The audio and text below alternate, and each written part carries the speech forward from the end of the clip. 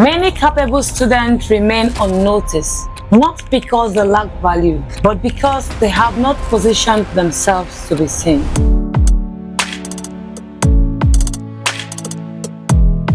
Good day everyone, and welcome back to our mentorship program.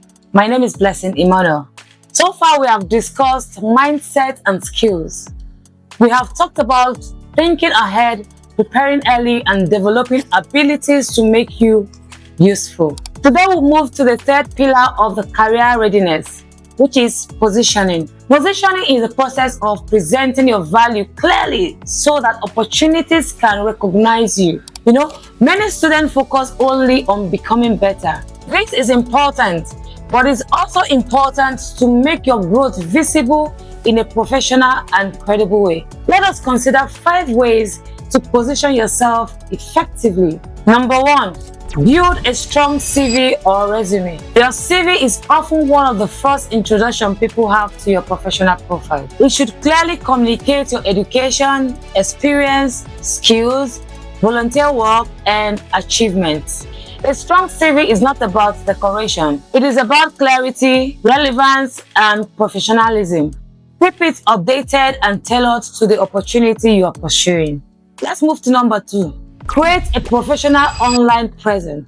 Many recruiters, organizations, and collaborators now check online profiles. Your digital presence should reflect maturity, competence, and direction. Platforms such as LinkedIn can help you showcase your background, interests, your projects, and career goals. Your online identity should support your future, not damage it. Number 3, showcase your work. If you have completed projects, internship, designs, writing samples, volunteer activities, or certifications, document them. A portfolio gives evidence of your growth and ability. People trust proof more than claims. Even small projects can demonstrate consistency, initiative, and potential. Number 4, build meaningful network. Opportunities often move through relationships. Networking is not about pretending or forcing connections. It is about learning from people, adding value where possible, and building genuine professional relationships over time. Stay respectful, stay curious, and stay connected. Number 5, protect your reputation. Your reputation is built through patterns. How you communicate, how you respond, how you behave online, and how dependable you are. Now, a strong reputation can open doors before you even knock. Choose one area of positioning and improve in it this week.